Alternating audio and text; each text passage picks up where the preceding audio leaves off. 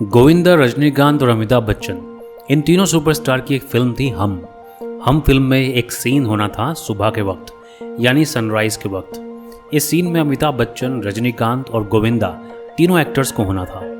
इस फिल्म में काम कर रहे एक्शन डायरेक्टर ने खुद ये बात बताई है कि अमिताभ बच्चन और रजनीकांत को अगर बोला जाए कि सुबह के 6:30 बजे आना है तो ये लोग 6 बजे ही पहुंच जाते थे।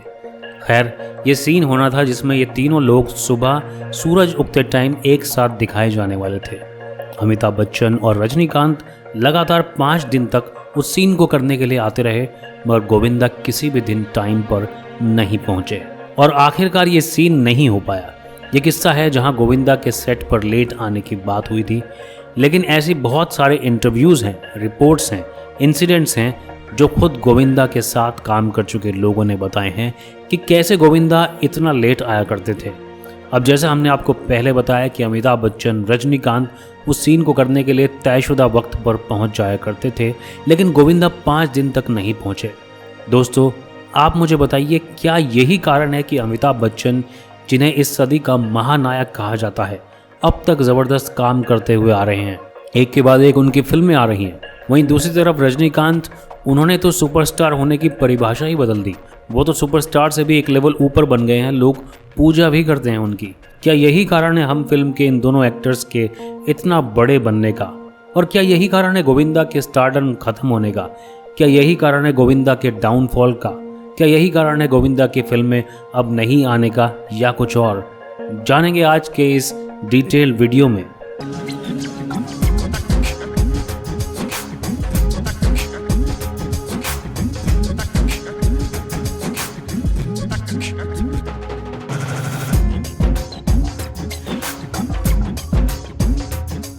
इस वीडियो को बनाने के लिए हमने ढेर सारे इंटरव्यूज़ देखे, उनके साथ काम कर चुके लोगों के द्वारा बताई गई बातें सुनी, कई न्यूज़ रिपोर्ट्स पढ़ी और खुद भी एज अ फिल्म लवर हमने खुद गोविंदा का वो दौर देखा है जब वो सुपरस्टार हुआ करते थे। तो हमारा खुद का भी एनालिसिस है इन रिपोर्ट्स और सब इंटरव्यूज़ के अलावा।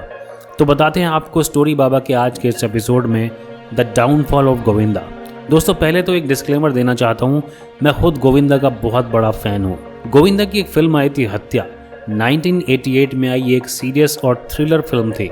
गोविंदा की एक्टिंग इसमें ज़बरदस्त है इन सीरियस रोल। उसके बाद एक मूवी आई थी स्वर्ग 1990 में, जिसमें गोविंदा ने एक नौकर से एक फिल्म सुपरस्टार बनने का रोल प्ले किया था। इस फिल्म में राजेश खन्ना भी थे और ये फिल्म डायरेक्ट की थी डेविड धवन ने। डेविड धवन ही वो डायरेक्टर है जिन्होंने गोविंदा के साथ 18 फिल्में की। हालांकि बाद में इन दोनों के रिश्तों में भी खटास आ गई। तो स्वर्ग फिल्म में गोविंदा ने एक इमोशनल रोल किया था। उसके बाद उनकी कॉमेडी और कॉमिक टाइमिंग्स के बारे में तो हर कोई उनका लोहा मानता है। और उस दौर में जब कोई डांस करने वाला हीरो नहीं होता था, मिथुन और गोविंदा वो नाम थे जिन्हें डांस से जुड़ी फिल्में मिला करती थी। तो गोविंदा ने सीरियस, कॉमिक, रोमांटिक, एक्शन हर तरह के रोल किए और एक टाइम पर गोविंदा ने एक साथ 70 फिल्में साइन की थी, लेकिन उसमें से काफ़ी फिल्मों को उन्हें छोड़ना पड़ा टाइमिंग इश्यूज़ के चलते। लेकिन इतनी पॉपुलैरिटी, नेम, फेम, दौलत, शोहरत, सब कुछ देखिए, जहां आज भी शाहरुख खान, अक्षय कुमार, अमिताभ बच्चन, संजय दत्त, अनिल कपूर, जैकी श्रॉफ और भी कई एक्टर अब तक बढ़िया काम कर रहे हैं, तो गोविंदा को क्यों काम मिलना बंद हो गया? इस बात को समझने से पहले एक चीज़ समझते हैं। फ़र्ज़ कीजिए आपने केक बनाना सीखा, आप बहुत अच्छा केक बनाते हैं, आपको धीरे धीरे ऑर्डर मिलने लगे, लोग आपके बनाए हुए केक के दीवाने बनते गए, दूर दूर तक आपकी पॉपुलैरिटी होने लगी।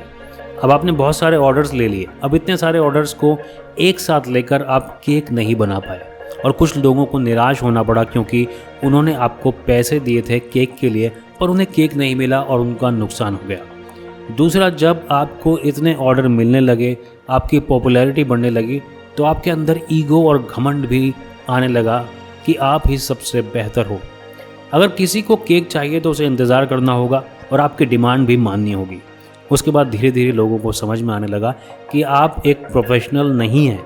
इसके बाद लोगों ने दूसरी दुकानों पर दूसरे केक वालों पर जाना शुरू कर दिया, जैसे शाहरुख खान केक वाला, Amitabh Bachchan confectionery, Anil Kapoor pastry shop, etcetera.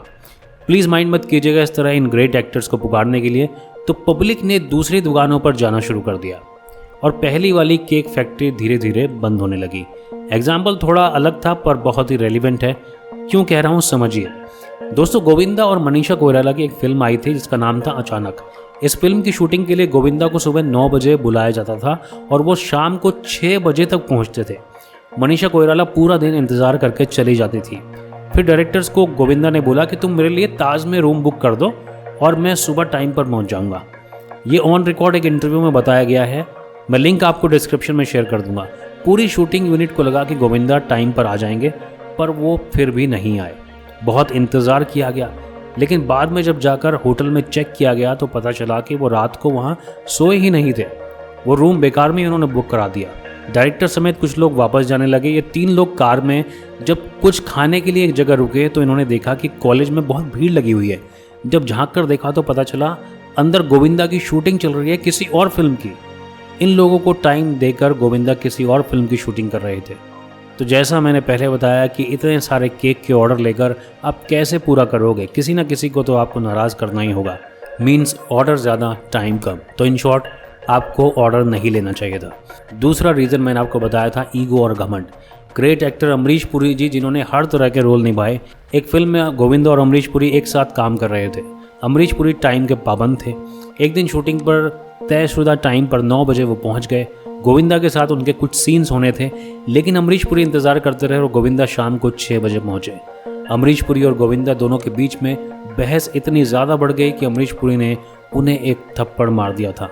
इस खबर को आप इंटरनेट पर पढ़ सकते हैं, लिंक डिस्क्रिप्शन में मैं आपको दे दूंगा। उसके बाद गोविंदा ने भी कभी अमरीश पुरी के साथ दोबारा काम नहीं किया। अब जब थप्पड़ की बात चली है तो एक बार गोविंदा ने भी सेट पर किसी को थप्पड़ मार दिया था, जिसके बाद उन्हें माफ़ी भी मांगनी पड़ी थी।